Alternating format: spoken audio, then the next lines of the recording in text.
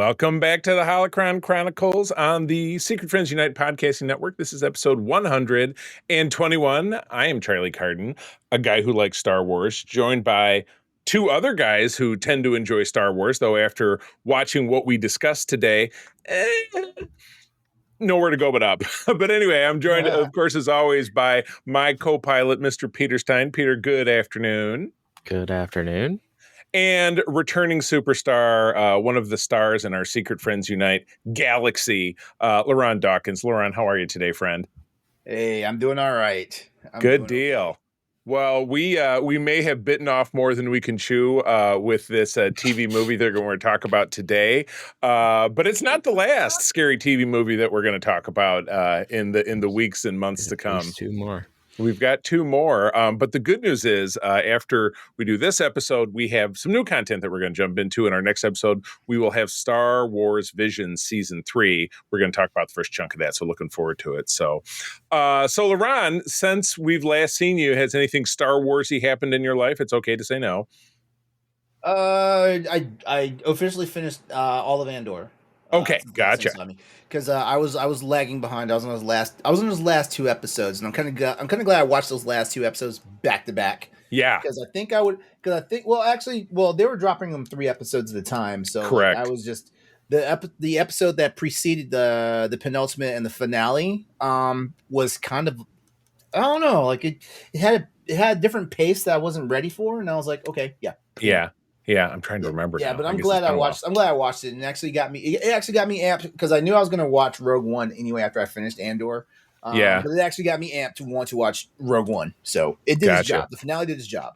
That's awesome. Yeah, I couldn't agree with you more. There's been hardly any Star Wars since I don't know when that is compared to Andor in what it delivered. So, but of course, we've talked about that exhaustively. So from going from high, we're going to take you back to low, but we're going to talk about a news story first. But as always, I'd like to give love at this point in all of our shows to the folks who subscribe to us on our Secret Friends Unite Patreon. That is where you get exclusive programs. Peter and I are about ready to jump back into talking about Battlestar Galactica. You can only find that on our Patreon. And the good news is, in addition to getting early shows, like you get this show several days early and having an additional channel just for on our Discord, just for our Patreons, you get to try it for 7 days for free. So there's really no reason not to, at the very least, check it out. And then that first month is half off. So that's a perk right there. You can stay on board for as little as $2 a month. We would love to have you on there, getting those early programs and those exclusive benefits. So patreon.com/Secret Friends Unite.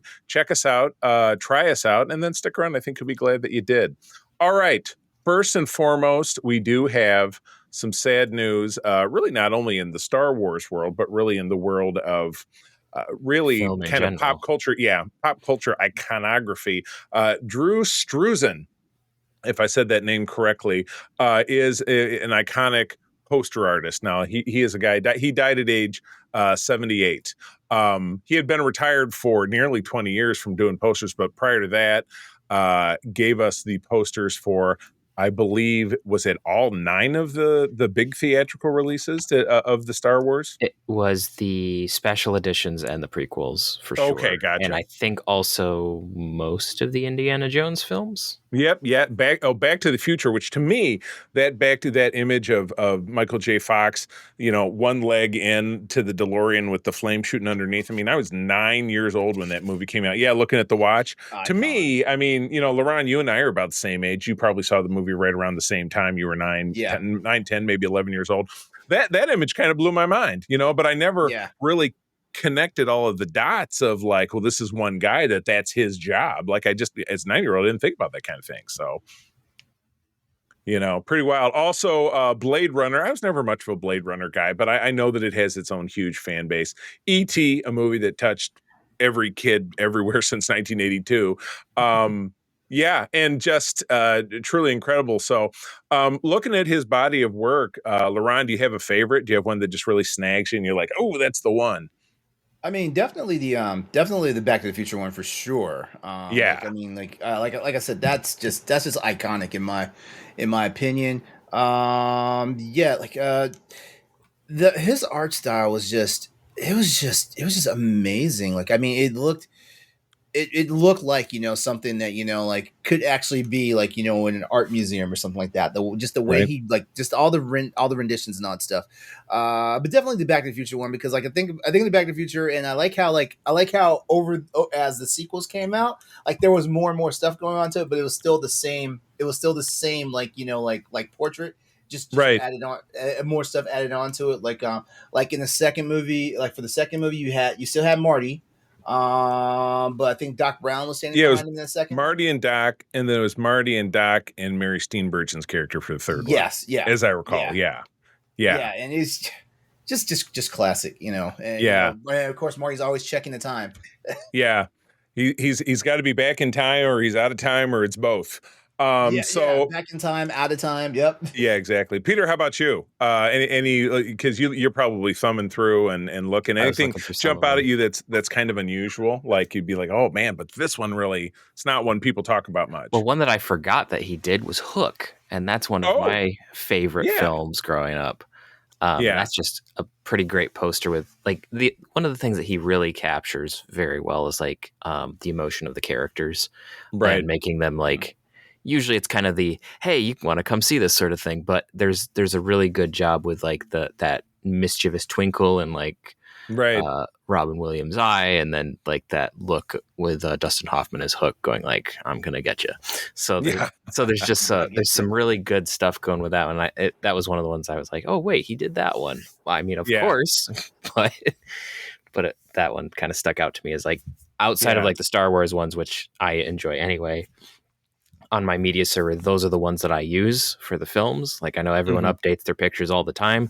I stick with these ones because I like them, because they actually there's a consistency to the art. Yeah, style. they're thematically like the it's almost like if they were actors, the blocking is kind of the same. Yeah. So it kind of fills out the two. So I totally agree. 2025 has been a horrible year for losses for people in the pop culture space that we Gen X, and then Peter, you're a millennial, correct? It's not a dirty word. Mid to late millennial. You're a mid-millennial. Yes, I'm very mid. He's very mid. Peter's very mid. That could be a name for the episode. I don't know. I might have to put that down. Mid is kind of an insult, according to. Oh, I know. He's being self-deprecating. Being self-deprecating. Yeah, which I can always appreciate. So that's a tough one. For us to let go of. But again, Laurent, as you said, to quote Indiana Jones, looking at his work, it should be in a museum. It's that good and it's that iconic, significant to this generation. It belongs in a museum. Yes, exactly. And the interesting thing that a lot of people forget is this was done by hand. It's not Photoshop. Like it looks photorealistic most of the time, right? And it's not. It's like this is classic. Like a guy. This is a guy like high level painting capability. Yeah. There's a Stephen King movie, and it's probably not necessarily one of his best, but it was with Thomas Jane, The Mist. It came out maybe in 08 or 09, and he's a painter, and he paints this kind of stuff, and that's how the movie begins. He's doing that, and then something happens and everything gets into motion. But he's painting, he's painting on a big canvas in front of a fireplace or something, and that's just that's the classic kind of imagery that comes to mind for me for this kind of thing. So, Drew Struzan, thank you for everything that you've given us, and our hearts go out to his family and friends at this time. I don't know that he did the art to this magnum opus that we're going to be talking about, but it's time to get into. We're continuing our coverage of Star Wars, good, bad, ugly, all the warts. But we Peter and I feel it's our responsibility as responsible content creators to try to expose our audience to everything that's out there. So because of that. We're taking you into the first thing that has never been touched before by this show, where pretty much everything except for George Lucas's 2 films, which is how we started everything, has been covered. We're covering something brand spanking new to this show. But there was a television movie in the 80s after Return of the Jedi, so 1 year after the conclusion of the classic trilogy, called The Ewok Adventure, later dubbed A Caravan of Courage. Let me read you some quickie facts here. The Ewok Adventure is a 1984 American television film based on the Star Wars universe. It takes place on the moon of Endor, and feels like kind of like it was filmed at Skywalker Ranch. I don't know about you, but that was the vibe I got with the mountains that came and went. And it features the Ewoks who help two young human siblings as they try to locate their parents. This movie premiered November 25 of 1984. That's funny, the time frame, because that's right around Thanksgiving, right? The Star Wars Holiday Special, which we're going to be talking about in the future, came out 6 years prior at almost exactly the same time. So it's like, that's a good time to put out something Star Wars related. It is a curse. The film had a limited international theatrical run for which it was retitled Caravan of Courage, Ewok Adventure, which is kind of what it's known as now. And it was followed by a sequel, Ewoks, The Battle for Endor in 1985, which we will also be covering down the road. Genesis of this, George Lucas had allowed the Star Wars universe to be produced for television in 1978 with the Star Wars Holiday Special, which proved to be an embarrassment. And that is being extremely kind. Because I watched it yesterday. He attempted to memory hole this thing. Yeah. So hard. Yeah. Hard. He was once thought to have said he would destroy every physical copy back when that was a possibility of helping it not proliferate. I would help him in that endeavor. Yeah, absolutely correct. Lucas assumed greater control over the planned half-hour television project. Half-hour, you say? And it turned into 97 minutes, and I think I'll expand upon why I think that was unnecessary. He hired Thomas G. Smith as a producer. After Smith stepped down as a manager of ILM, Industrial Light and Magic, following his work on Indiana Jones and the Temple of Doom. He hired him after. Gotcha. Okay, that sentence made a lot of sense to me. Lucas also hired Bob Carew, a personal assistant, to co-write the story with him. So I'm going to hire the guy who's essentially my glorified admin to write with me. Did he write all the dialogue, or is that Lucas? We'll find out. Here's where things diverge. A review aggregator website, Rotten Tomatoes, gave this 39% out of 66 critics' reviews positive. Oh, I think that number's way too high. The website consensus reads, Caravan of Courage struggles with wooden performances and a formulaic plot that fails to capture the charm and excitement of the larger Star Wars universe. How is that 40%? Hang on. Sidebar.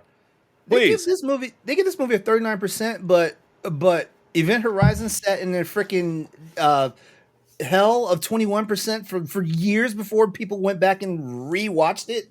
Oh, I had no idea. I mean, and that movie is, and I haven't seen it in years, but that movie was kind of groundbreaking. Sci-fi horror. Absolutely. It's definitely a masterpiece. Oh my gosh. In the review in the New York Times, John J. O'Connor noted the film as story being as almost aggressively simple. I like aggressively simple. I like that. That is fairly on point. That's my new phrase from now on when I talk about things. Or aggravatedly simple, maybe. He goes on to say, Mr. Lucas and crew do not come up with anything terribly astonishing. I disagree. With Marin County serving as the backdrop, it's exactly what I said. They filmed this on Lucas's property. I swear to God, because that's exactly what it looks like. Looking like some never land east of the sun and west of the moon with mountains that come and go.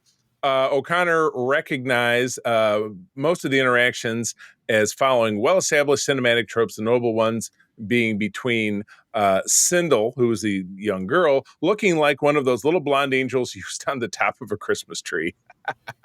And Wicked's performance by then 14-year-old Warwick Davis, whom O'Connor called the cleverest of the lot.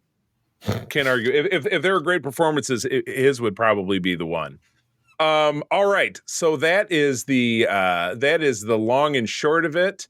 I'm going to kick this over to LaRon. LaRon, start walking us through how you're feeling about this movie. Okay. All right. Okay. Yeah. Like, I knew I saw this movie when I was a kid. Like just for context, people, I'm 50 years old as of this recording right now. I know I saw this movie as a kid. Apparently, by the time I traveled into adulthood, I had somehow forgotten every single detail about this film. So I watched it last night. Before bed to get ready for this. I was like, let me watch it before bed. That way it'll be cemented in my brain the next day when I wake up. Oh my God. I want the sledgehammer to like start chipping away at the stone. Okay. I see what they were trying to do here. It definitely has the kid vibe to it, but that's kind of where it stops. And I'm also I'm very perplexed now because I'm like, we get this after the original trilogy, and by the time the original trilogy was through, everybody called George Lucas, a revolutionary. I I think everybody in their collective, like everything, needs to watch this one movie right now and put it in the time right after Return of the Jedi, because okay, some things that I can point out, like where was the budget? That's what I was trying to figure out. You know what I mean? Because I read somewhere in reviews that like people like applauded the practical effects, and I was like, the practical effects. If you watch episodes 4, 5, and 6, and compared the practical effects to this movie, it's like they must have spent all of it on the original trilogy, because like the one creature that was dogging them down in the woods, for example, the big that looked like claymation if it was an HDR. yeah.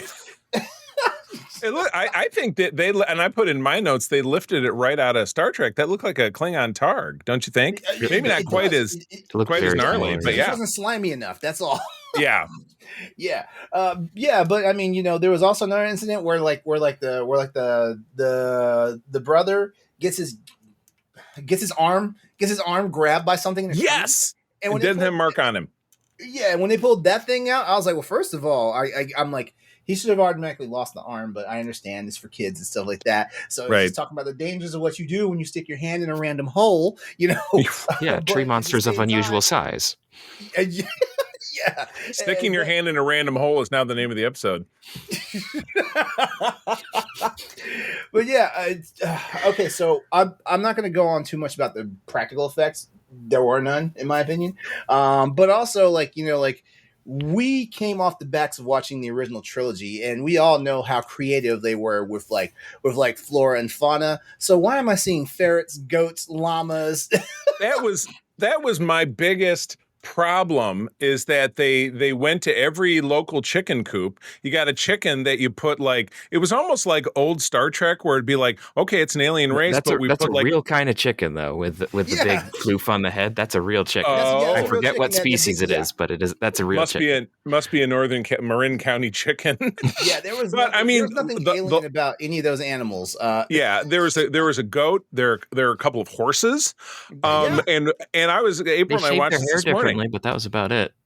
I said, if you watch Jedi, whether you're paying attention or not, I've seen it 50 gajillion times. There's no other animals on Endor. There's just the Ewoks. You don't know what they eat. You don't, you don't see the little farm set that they had set up. All you saw was the treetops and the whole setup there, and them coming and going. And the random dead thing in the trap. That's about it. But you don't. Yeah, really know what that you're absolutely right. So you didn't see any other live creatures, just the dead thing in the trap, which looked like it was maybe like a raccoon by its a moose butt with a mouth taped on. I don't know.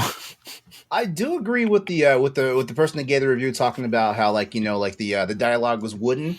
I do agree with that, because like I can understand to a point, because I think the little girl in the movie, she was literally like 5 or 6 years old. She looked like 4 to me. I was aging her up, and the brother was supposed to be a teenager, but I'm like, he must have been like 12 or 13, because he looked more of the youngish teenager than a teenager that really should have been taking responsibility for like their prepubescent sibling. But also like the adult dialogue was very. And Peter, we got another Star Trek connection here with the parents. What do we got? So the mother is played by, I forget her name off the top of my head, but she Finola Flanagan. Yeah, but she plays Data's mother in late TNG, and then also plays in Habertain's secretary, which in Deep Space Nine, which is really fun. I always was never sure if she was Garrick's mother or not. Wasn't she also T'Pol's mentor in Enterprise? And she got kicked off a planet, and then turned around. They wanted her back. Yeah, she was a kind of a naughty Vulcan, so to speak. Yeah, You're yeah, absolutely. she was. I Yeah, totally missed Yeah. that. Somebody has So yeah, one up to like me about Star Trek on my Star Wars show. Somebody make a note of it. Uh, yeah, that was. I think. Well, I love the Vulcans, so I think her portrayal of that particular Vulcan, that Vulcan high up, was yeah, one of probably the best examples of like Vulcans at the time, because like like in Enterprise they were trying to make the Vulcans out to be like some mercurial race that was just like, right. they're actually assholes, and like, no, if you watch all of Star Trek they're assholes anyway, but but But let's she was a yeah. standout. Yes. Yeah. All right. Let's steer it back. Yeah, Otherwise, people are back going to to this. start. People are going to be But yelling at their iPods. the only Um. other thing I'm going to take note of is that is that ultimately, like, like, I feel like the magic and the charm that they had in Return of the Jedi, they definitely like ran through it by the time Return of the Jedi wrapped and stuff like that, because like this is honestly a hollow attempt to keep something going. It was. I Right. mean, and that's me being nice. I could be really mean about this film. I could, but then everybody's like, well, LeBron's a Trekkie, so he doesn't get it. So Right. so I'm not gonna damn all the torpedoes this time on this one. I mean, like I said, I got no trouble with that at all because I mean, Peter and I are both ardent Trekkers, but we also obviously love Star Wars. That's why we're here. But I will save my notes until I let Peter have a turn. So talk to me about your thoughts and how this was making you feel. So this was the first time I've ever seen this. No. So I It's never been saw sitting there this on growing Disney up. Plus since I never saw it. 2019. Yep, I know it. never saw it. No reason to. So this is the first time I went to see it. So I think every Star Wars fan forgot about this film. Someone I knew they like, existed. saw I this just film, but never went to see it. I just can't even believe that there's two of them. there's two of them. There's also Yeah. a cartoon. There's an Ewoks cartoon, and I the saw cartoon that was growing the up. cartoon's much better than this. Yeah, I saw that growing up. I didn't see this. Yeah, I think the Ewoks was better. Plus, there was a Star Comics from Marvel, which was also in the late 80s. The Droids cartoon is unwatchable, and I don't know if we're ever going to end up touching that, but we might have definitely to. a different breed Don't of invite special. me to that one, please don't. I'm very busy. Yeah, so I went into this film expecting holiday special levels of interesting. Interesting. And I was pleasantly surprised that it was not. So the things that I will give this film is it feels. Remember, I am a millennial. Millennial. So the millennial. this film feels very much like a generic 80s children's movie, which it is. Quite correct. So there's nothing special about it, but there's also nothing that's like, oh my gosh, this is terrible, because most of the films that I've seen from that time that are for this particular audience are about the same level. I'm trying to there are some standouts, but like there are better ones, but I'm saying on average, this is about what most of the films that I've seen that are trying to gun for this audience land. With the dialogue being a little wonky and the plot being kind of formulaic. Like after school special level. Yeah. I'm just trying to think of like, and Lorana, help me out. Can you think of like another made for TV? And this was probably prime time. Like maybe this was like, it's a special presentation on a Sunday night, or like we could look up what did it say, November 25th, 84. Like, so I'm struggling to remember anything that would have been comparable. I can't really say anything, but this is 1984. This is the same year V the miniseries came out, and look at the production level of that. Right. And if you look at it in the lens of it being the year 2025, yeah, it was hokey, but like they took it more seriously than a established franchise like Star Wars did. I think taking it seriously is a very good way to describe it, because Star Wars, I guess, maybe with the exception of Jedi introducing the Ewoks, which was an obviously big cash grab for people around a bar ilk, it still took it seriously. Where you're right. I think that's what it was like here. But anyway, Peter, I stole away. So keep talking to me. So it just kind of felt like generic children movie stuff where you're like, oh, look, we have to go on a quest and we collect people to go on the quest, and suddenly there's magic. So, I mean, hey, Dave Filoni, the magic's green here too. Right. But That's the green magic. so I guess only the women in Star Wars do green magic. Ooh, I don't know. Yeah, right. So And there was the Green Witch from Agatha. It was Agatha all along, which was Aubrey Plaza. So green, green, there you green. go. I guess it's just green witchy magic. So I thought it was interesting how we had the Wisties that like I've seen those around different lore things, and I had Okay. no idea that this is where they came from. So Really? that Okay. that was a huh. Because Yeah, and they because were like when I've played Battlefront 2, I've used them. It's like, oh, you can throw Wisties at people. really. Okay, cool. It's like, oh, this is why. I think Huh. that was actually one of the notes because I do have some notes. I think that might have been when I looked at it and I'm like, I don't care. I didn't. I should have left it in there, but you mentioned it. But Yeah. yeah, because I thought that was a kind of an interesting combination of of adding some traditional kind of cell drawn animation, and they really stuck on that one because at first they were zipping around and then they eventually get them calmed down and. It's either Mace. Mace is the boy child, and Sindel, which I just think is Yeah. I think it's Cindy if you can't pronounce it right. And she kind of had a Cindy Brady vibe. Did you notice that? Yeah. All she needed was the pigtails instead of she had the kind of the Olivia Newton-John let's get physical kind of poofed up hair. Maybe I'm thinking of that incorrectly. But They also did like injustice to both the kids with the makeup because like oh, they were trying to give Sindel a like a I don't know, like I feel like they wanted to prototype her as being a young Princess Leia. Yeah, of that's kind of course. the vibe Her I got. glitter makeup was just it was so distracting. Because like it made like zero sense, you know. And then definitely Mace. That orange jumpsuit, I was like, okay, this is Luke Skywalker coded right here. It was a bad X-wing cosplay. It was the kind of cosplay you'd get for an X-wing pilot at like Party City. That's how I clocked it. You know what I'm saying? Yeah, because it had the orange, but it had like a belt with a buckle, and then he was wearing a vest, but it wasn't like exactly a Star Wars vest. But and then he also had like a sling over the back with a gun that was made out of your dad's broom and garage vacuum. Yeah. I had a big issue, if I can jump in here, with the weapon because he has it throughout the entire movie because it kind of comes and goes. But let's not forget. So if we take it back to the beginning of the movie, the Ewoks stumble upon Sindel and they make friendly with her. But then May shows up after he was taking a piss in the bushes. I don't know. He comes back and he's like, and they overpower him and strap him down, kind of like they did with our characters in Return of the Jedi, where they're carrying him back. Why didn't he just shoot all of them? I'm sorry. I mean, if he was, I mean, he had the weapon, right? Or you know, maybe in that case he didn't. Maybe he had set it down by a tree and he went back for it later. But it seems kind of come and go, and then it gets passed around. It like when the Ewoks has it at one point. You know what I mean? And you're right, it has the Star Wars noises, but it really does look like somebody snagged a Nerf gun from the aisle at Target and spray painted it. Star Yeah, Wars noises, like it sounds like a TIE fighter sometimes. Yeah. Oh.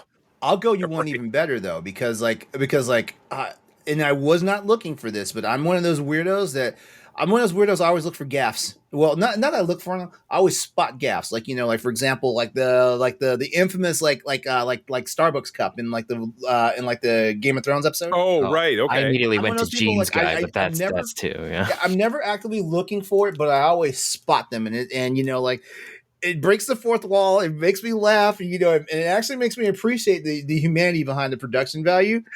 Yeah, that gun. There was 3 different types of that gun throughout the whole movie. That is true. Yeah, I didn't even really same shape, but different. I'm not gonna say geometry, but different like makeup. Like, you know, at one point it looks highly glossy. Another point it's like matte. Another point, you know, like it's like.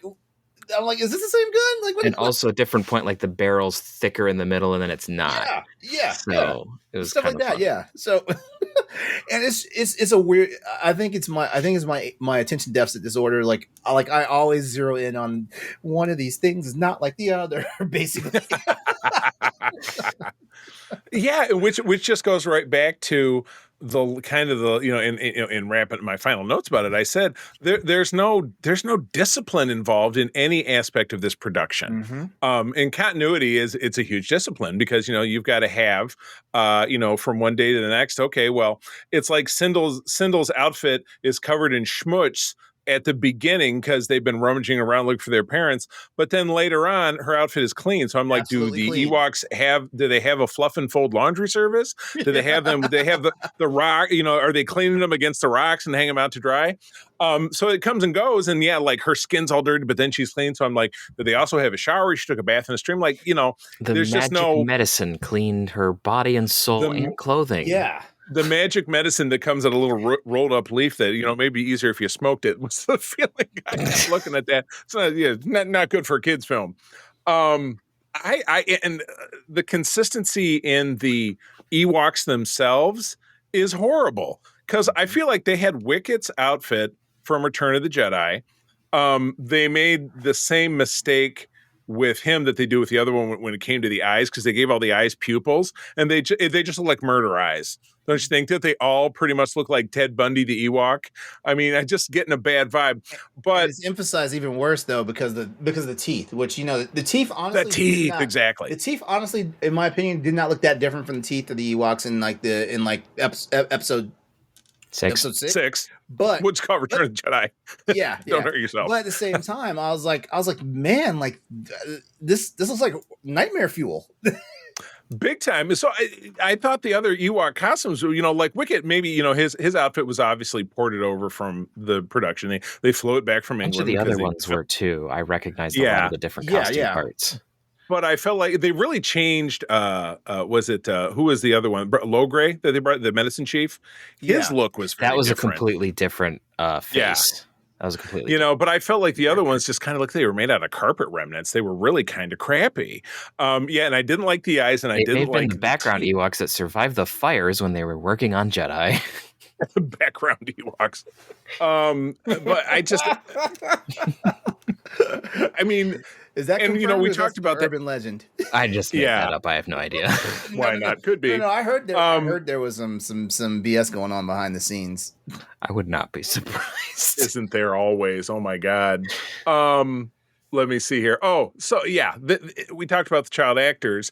And child actors are always a mixed bag. And the age is not optimal, but Sindel, just all her dialogue. I'm sick. I feel so sick. I don't feel any better. And then she drinks the whatever and she's immediately better. Yeah. And I was trying to pin down, because it's written somewhere and I guess it didn't come up in my notes, if this was supposed to be independent of Return of the Jedi, like before it, or if it was after it. And it has to be after it because Wicket starts to learn how to speak basic or English, which if he could speak that, he would have been fine with, Leia and all of them. Yeah, I kind of place it after Return of the Jedi because they were much friendlier to the humans than they were in their first encounter with them in Return of the Jedi. That's a valid point. Even if we suspend disbelief for a second, be like, okay, like they automatically recognize these are children and stuff like that. When Wicket first ran across Leia, like he came at her like straight with a spear. Yeah. Right. Exactly.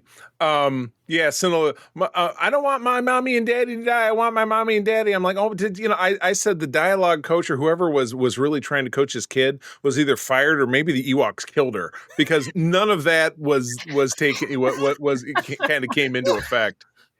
I did love that. I was also the one Ewok what the dialogue coach was. Yeah, the one Ewok who had the axe, which comes up critically in the end of the movie. Yeah. That axe, the head of that axe was made out of duct tape. Did you see how kind of crinkly shiny it was? Yes. It was so bad. I'm with you guys. Why did they think, well, this is the only Star Wars thing out there right now, with the exception of the Marvel comics, which if this was 84, those ran till about 86 or 87. So, those comics were still going strong and they were good sellers. But for people who don't read comics, I think the biggest fear was, as I said in my wrap-up notes, is Star Wars just fading away entirely. So this was their big push to put Star Wars into the houses of people who could see it again and think about it again. And this was the effort they made. It's staggering to me. Yeah. Absolutely staggering to me. Yeah. I don't get the horses, when they finally do go on their caravan, they have a horse that literally is carrying a hut on its back. Because it's not a horse, because a horse couldn't do that. A horse would just keel over. but that whole caravan scene was just filled with sequence after sequence that was absolutely pointless. Like the whole water sequence, I guess, Peter, like you said, the green stick, I guess that showed us the power of the green stick. So it was a little bit of foreshadowing. So the Wispies eat giggles. That was, oh boy. I'm sure, like I said to kids, I'm sure it was fabulous. But yeah, we get to so they finally complete their quest. They get to it's a Gorak or Gorax. I couldn't remember the name of the creature. Yeah. Gorax. But it's he not lives Garignac. in like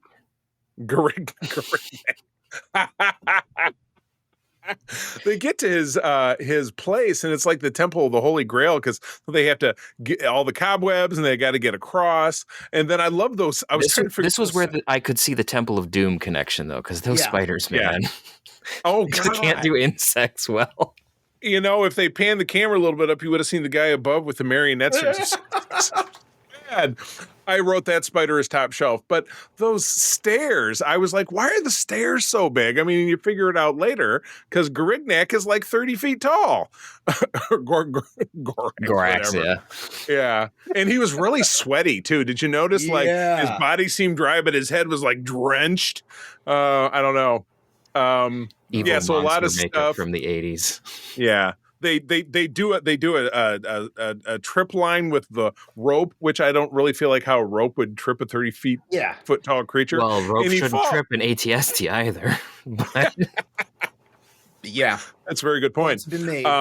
They've got some hardcore good grain rope on the Moon Vendor. It's got Durasteel in it somehow. I don't know. Exactly, man. It's pretty impressive stuff. So we get a 3-part. So when they finally lure Gorax on the steps, they trip him. They freed the parents by this point because they were in cages hanging 30 feet in the air.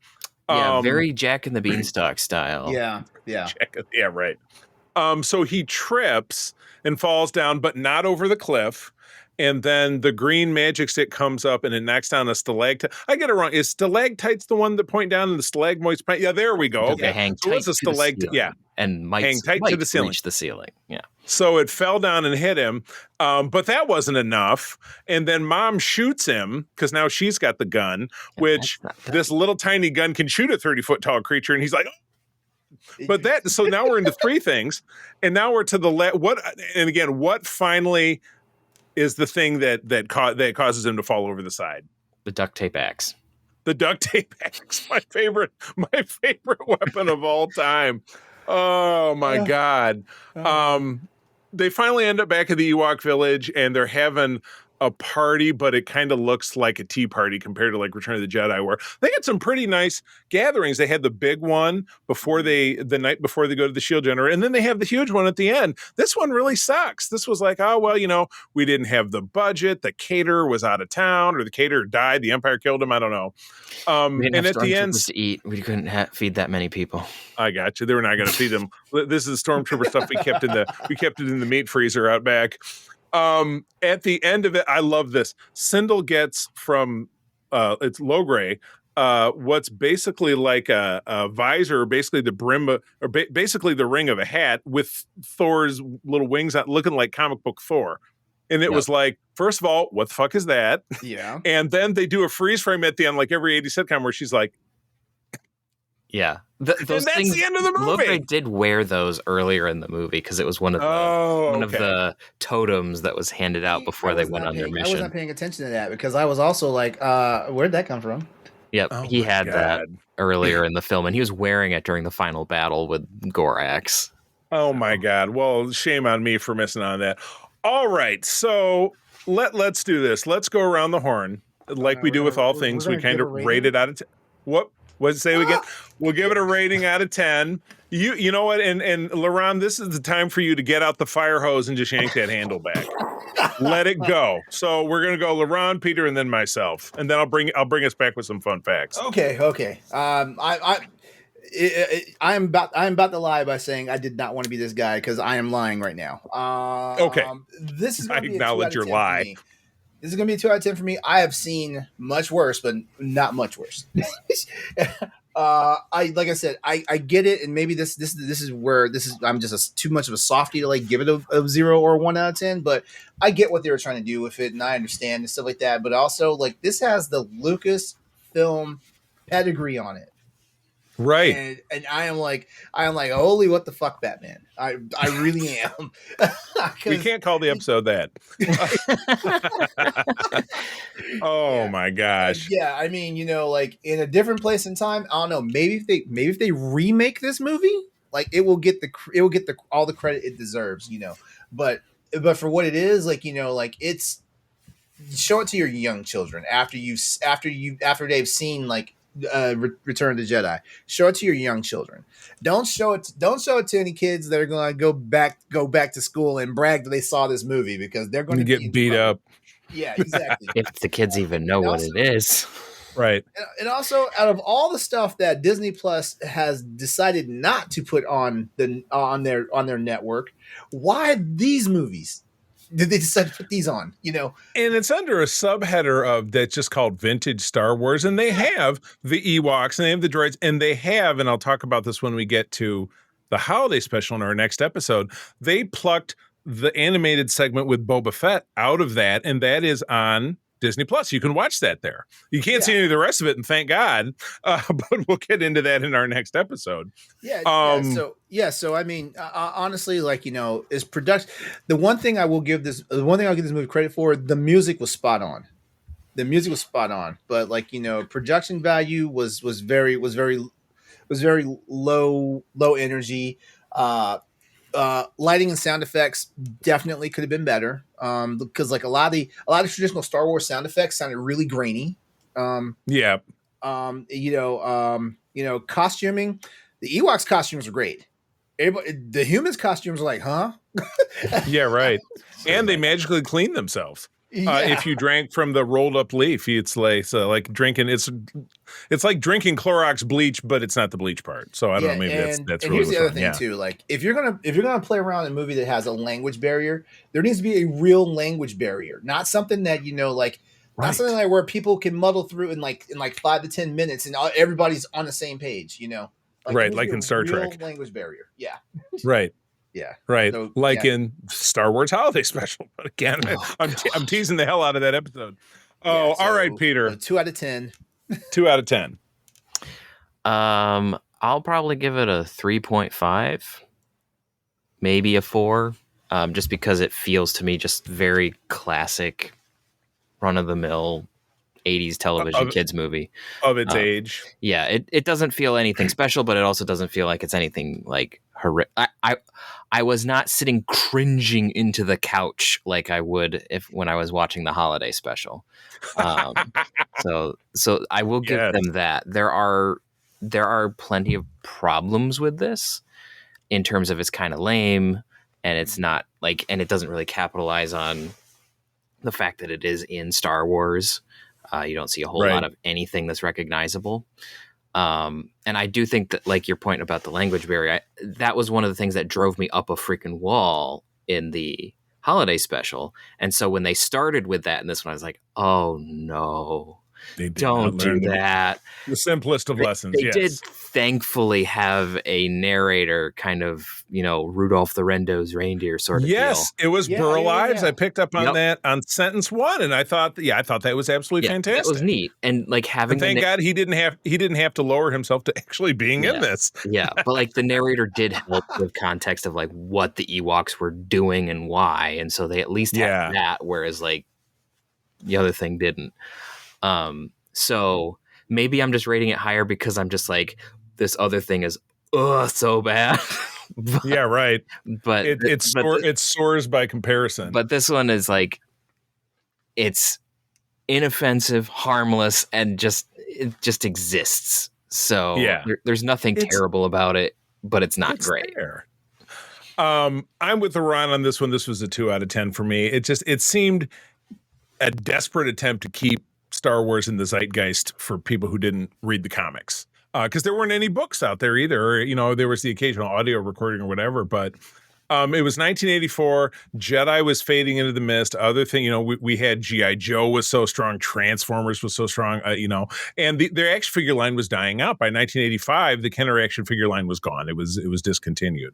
So just everything about this production, from the lighting to the pacing to the effects to the costuming, the editing, just was so far short of the Lucasfilm standard. What everybody, when in 1977, when Star Wars came out, even people who didn't like science fiction, like my dad, were like, "Oh my God!" You went into that theater, and it was just everybody's mind was blown by everything. By the time we get around to this, he's just like, "What can I do for cheap? What can I do by filming it in the back 40 of my own property?" Because it was right around this time that Lucas bought that huge, sprawling Skywalker Ranch property in Marin County, and that's where they shot this. With the exception of the mountain painting of Gorax Mountain, which came and went because they were headed towards the mountains, and then in the next shot they were just headed towards some very short hills with steppe grass. So yeah, there was no consistency. So I feel like, much to the point one of the both of you said this, that this might have been the first outing where the cracks really started to show in Lucas's kind of strengths and weaknesses as a creator. And April said this as we were watching this morning. She says, as a conceptual artist, as coming up with great concepts, there aren't a lot of people that compare with him. But as someone who directs and writes dialogue, he falls short. And there were other strengths in the original trilogy that overshadowed that lack, and none of those strengths were here without a doubt. All of that being said, there was a sequel to this that came out a year later. So, oh my God, the power of Lucas, he did it. But in programming, they always have, gaps to fill. So they got to do it. So, all right, I've got some fun facts. During Star Wars Celebration number 4, which would have been in the early 2000s, the cast of Star Wars in 30 Minutes performed a skit called Lucasfilm in 5 minutes. Okay, so what did they do for the other 25 minutes? 1983 through 2005, so it's 2005, in which they reenacted segments or imitated elements from all of the Lucasfilm productions from 83 to 85. Both Ewok films got included. So that makes it, canon, as it were, I suppose. Gareth Edwards, director of Rogue One, had a Caravan of Courage poster in his office while making that film, reportedly as a reminder of past Star Wars spinoff films. That's not a good reason to have it. I have to disagree with you.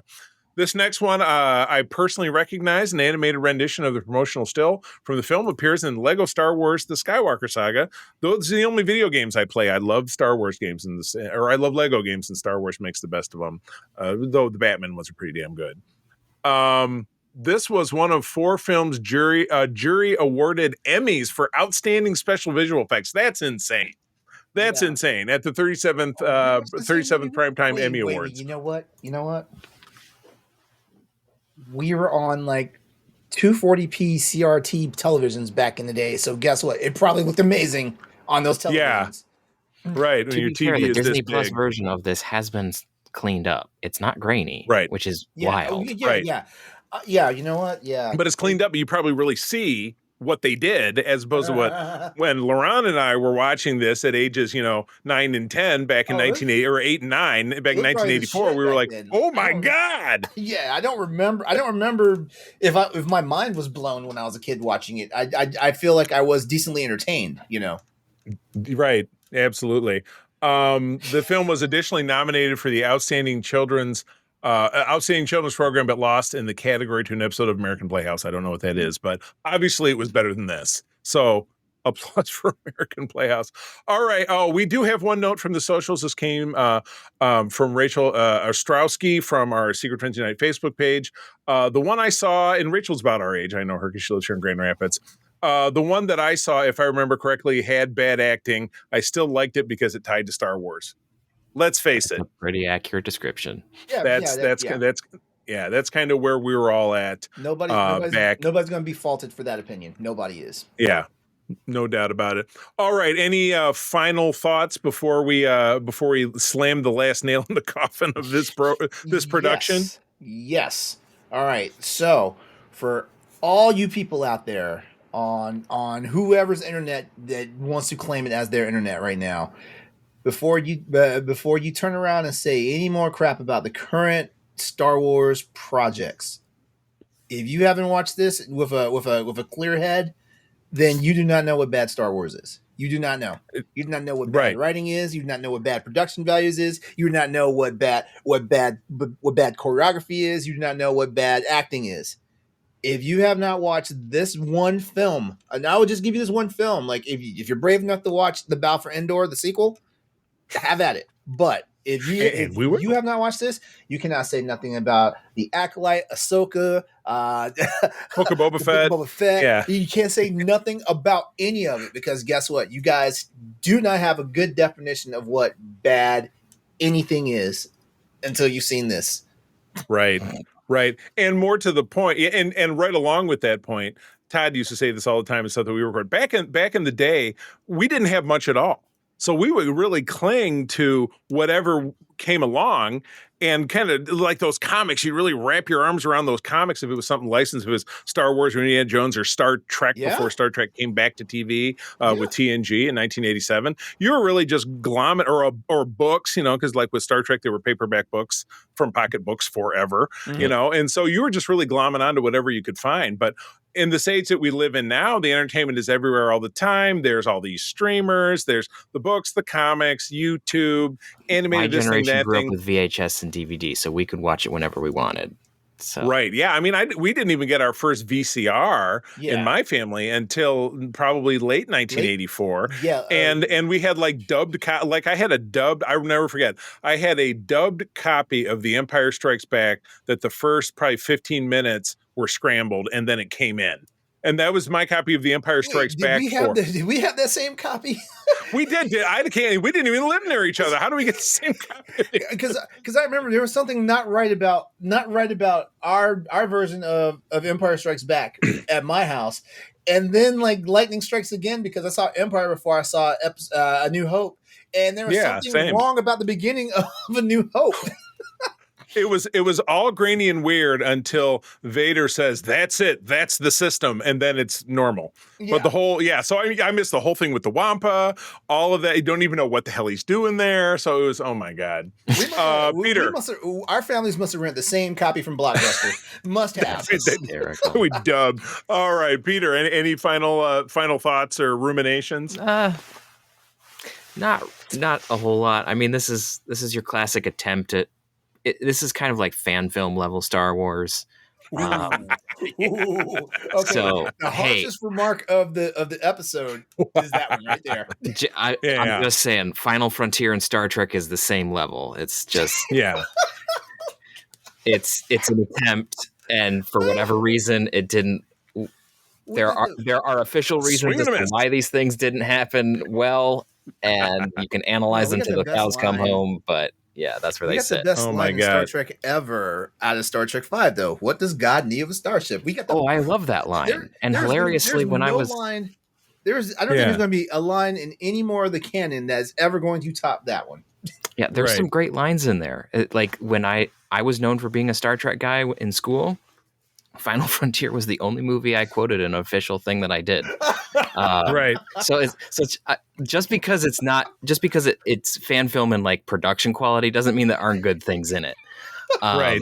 And you could say, like this, it's fan film level in terms of like the plot and everything, but like it does like what it's doing.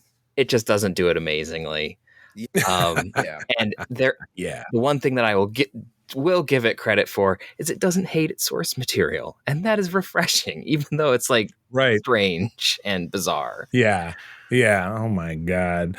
Oh, absolutely crazy. All right, well, as we said, we will be back in our next. We're taking a break from this kind of stuff, and when we no, excuse me, that's not true. We have the after our next episode, after this one, we will, because we do have Star Wars Visions coming up, but we will be talking with a very special guest about Star Wars holiday special in our next episode. I'm getting all out of sorts here, but that's the end of our episode. Laurent, man, thanks for coming on out. I appreciate your satirical take, talking about something not serious. Where do people find you out there? Almost all my socials, you can look me at the same spot, Exodus803. That's EXODUS 803. Practically every social you can plug that into, you'll find me there. I'm also one of the standing members of the Boss Rush Network. I'm one of the main hosts for the Boss Rush podcast that airs live every Tuesday night at 8:30 Eastern Standard Time on YouTube. But if you can't catch us live, please just head over to our YouTube channel, Boss Rush Network, and check out all of our VODs and everything that we got going on over there. Totally awesome. All right, Peter, what about you? You can find me on many social medias at Petrus Aquinas. I'm not terribly active, but if you poke at me, I might say something. Other than that, you can find me over on ELH's Twitch and YouTube channel where I play Star Trek Adventures, and you can find me behind the scenes on Starship Excelsior.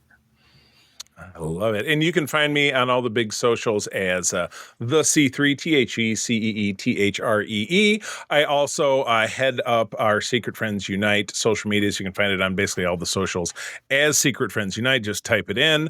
I've been working pretty steadily, and Laron is one of my fans over on TikTok, Secret Friends Unite, and then also on our Secret Friends Unite YouTube channel. I just do little shorts where I'm talking about stuff that I'm enjoying. I try to do those every day or every other day. It's just a way to kind of keep you out there and to keep some visibility on things in the geek world that we don't always get to talk about on our shows. But with that, friends, thank you as always for joining us. I'm going to tell you that sharing is caring, and to keep on trucking. May the force be with you. This podcast is part of the Secret Friends Unite podcasting network, available on Apple Podcasts, Spotify, and podcast services around the galaxy, as well as video on our YouTube channel. You can support Secret Friends Unite by becoming a Patreon member, get bonus programs and more over at patreon.com/secretfriendsunite. Join our Discord community for even more discussions on all things geek. For all the latest updates on Secret Friends Unite, make sure to follow us on Threads at secret.friends.unite and visit secretfriendsunite.com. Find our merchandise at TeePublic and Redbubble. Thanks for listening, and may the Force live long and prosper.